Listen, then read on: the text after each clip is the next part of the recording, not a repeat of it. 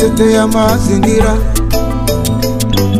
Sikiza tetea mazingira. Bonjour très chers auditeurs, auditrices du podcast Tetea Mazingira. Depuis Goma, je suis Daniel Makassi dans l'Est de la République démocratique du Congo. Je vous présente aujourd'hui cet épisode spécial consacré à la COP 28. Il sera question de recevoir tour à tour des jeunes de la République démocratique du Congo qui parlent de cette grande rencontre autour du climat. Voici les jeunes du jour. Moi, c'est Issa Loudungue Jospin, je suis secrétaire général de l'organisation Green Congo Initiative. Vous avez organisé cette conférence axée sur le climat. C'est une conférence nationale. Il a réuni autant de jeunes pour parler sur la question du climat. Vous pouvez nous dire ce que nous pouvons ressortir, l'essentiel de la conférence? Effectivement, nous savons très bien que les problèmes climatiques, c'est un problème actuel et c'est un problème qui touche toutes les couches de la communauté et qui impacte les vies de tout un chacun. Et donc, une urgence dans la recherche des solutions pour pallier à ces problèmes-là s'impose. C'est pourquoi, dans ces mêmes cadres, qu'une organisation qui représente les jeunes aux Nations Unies, ONU Climat, a donné une mission à Yango, qui est cette organisation, de pouvoir organiser dans chaque pays du monde des conférences locales qui vont réunir les jeunes et qui vont prendre leurs idées par rapport à la manière dont ils subissent cette problématique et comment est-ce qu'ils pensent pouvoir résoudre cela.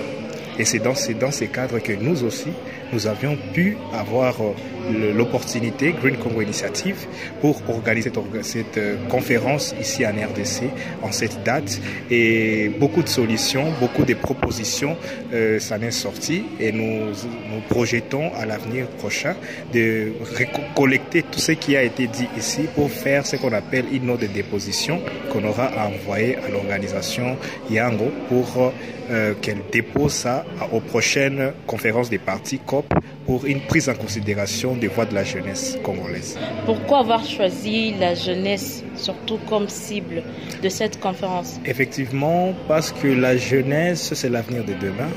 Et c'est nous, jeunes, qui allons subir le plus des méfaits du changement climatique si on ne cherche pas des solutions aujourd'hui. Et donc, si on conscientise cette jeunesse aujourd'hui, demain sera beaucoup plus meilleur. Après cette session, parce que c'était une session de formation pour certains, il y a eu de matières très importantes qu'on avait à avoir, des informations, des formations. À quoi vous attendez-vous après cette conférence avec tous les participants? Oui, merci, c'est une bonne question. En fait, nous attendons à beaucoup de choses. Premièrement, d'abord, à une prise de conscience de nous jeunes, parce que ça nous concerne. Certaines personnes qui sont venues ici, comme vous l'avez bien souligné, ne savaient pas au départ de quoi il était question ou si c'était un problème. Et aujourd'hui, il sort de cette conférence en ayant déjà à l'idée que le problème existe et qu'il faut chercher des solutions. Ça, c'est d'abord une chose qui nous a plu dans cette conférence. Deuxièmement, avec la note de déposition que nous allons faire, parce que ça sera envoyé non seulement à l'organisation Yango, mais aussi aux organisations ou bien au gouvernement de la République démocratique du Congo. Et donc, en envoyant cela, la voix de la jeunesse congolaise auprès des autorités gouvernementales, on espère bien qu'ils pourront prendre des décisions par rapport à tout cela.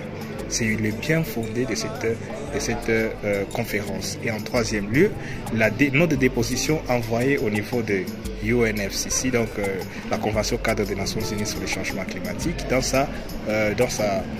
sa partie jeunesse, pourra défendre les propositions de la jeunesse congolaise devant les hautes instances de prise de décision et peut-être on pourra résoudre les problèmes liés au climat juste en écoutant les propositions de cette jeunesse active et consciente. Merci. Merci. Après avoir suivi ces jeunes qui interviennent autour du réchauffement climatique et de l'engagement citoyen, Je vous dis merci d'avoir été nombreuses à nous écouter de partout dans le monde. À la présentation de ces podcasts, j'étais Daniel Makassi. Nous nous fixons rendez-vous pour la prochaine fois avec le point de vue de notre jeune autour de la COP 28. À bientôt.